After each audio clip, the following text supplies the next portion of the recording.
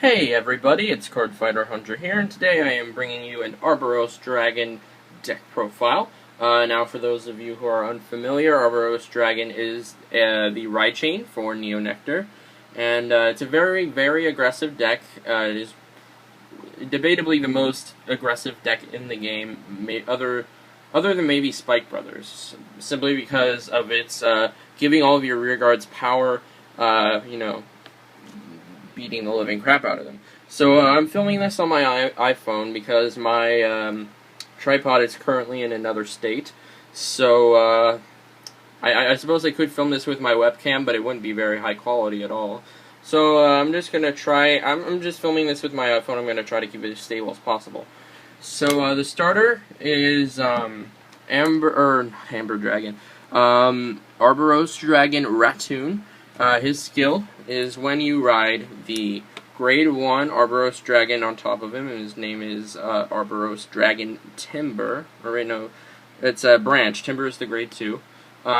It's similar to the Spectral Duke, where you can look for the Grade 2 or the Grade 3 Arboros Dragon. And I'll focus on the ride chain a little later on. I'm just gonna go through the deck first. So that's the starter. Starting with Grade 3s. 4. Arboros Dragon Sephiroth. His skill is, at Limit Break, all of your Neo Nectars get, if the ability, if during your turn, if you have a Neo Nectar with the same name as this unit on your Vanguard or Rearguard circle, this unit gains 3,000 power. So, for example, if I had a front row that was 3 Sephiroths, my rearguard Sephiroths would be Palamedes, and this would be a 14k attacker, assuming you pulled off the ride chain. So, it's very, very good. It can make your entire field go to absolutely stupid numbers. So, 3 of that. 4 of that. 3, Frontline Valkyrie Laurel. She is just generic. When she attacks a Vanguard, she's a 12k attacker. Some people have been running this over her. I prefer Laurel simply because this is an aggressive deck, and while this does provide consistency and pressure, the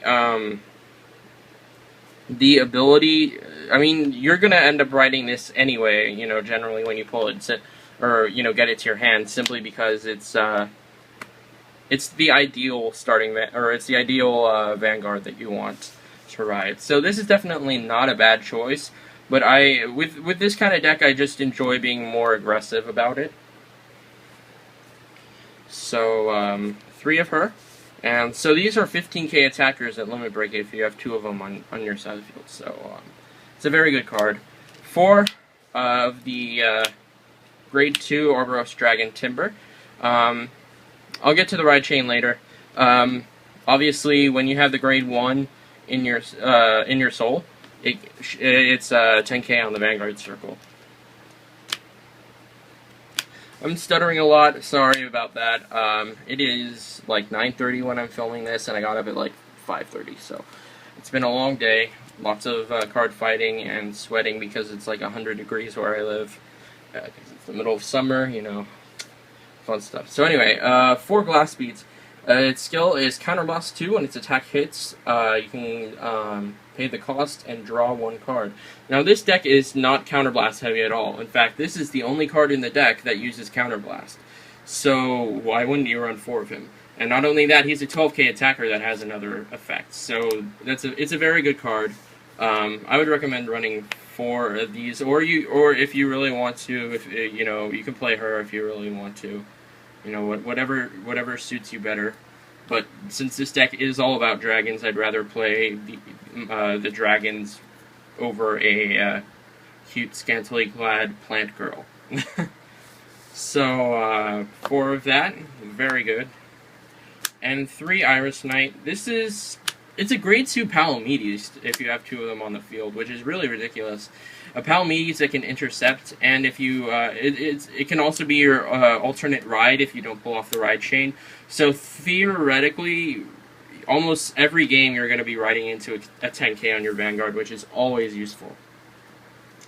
So, grade 1s, 4 perfect arts, pretty standard.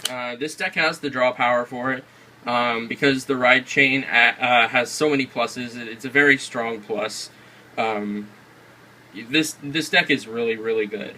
It's not what you might call consistent, but it's very good if you can pull it off.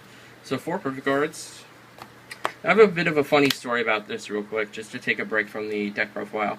I had 3, so I pulled 3 of them, and then I bought the last one yesterday. I completed this deck today. Like, I got the 4th Sephiroth today, like, at, noon.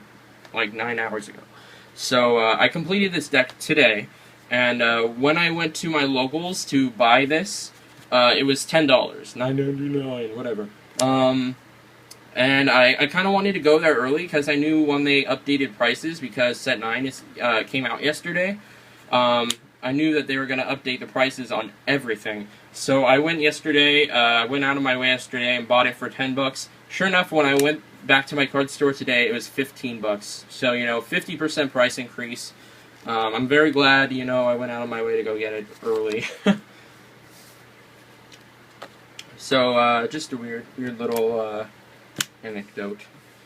4 of the Arboros Dragon Branch. If you have the Raccoon, in your soul, it is an AK on your Vanguard. So ideally, you should always be riding into an AK, because you are also running 4 Corolla Dragons. Now, this is your main This is your main target to copy, and I'll get to what that means a little later on. But 4 AKs. 4 AKs are almost always good, except in deck like Darker Regulars, where you have 9Ks.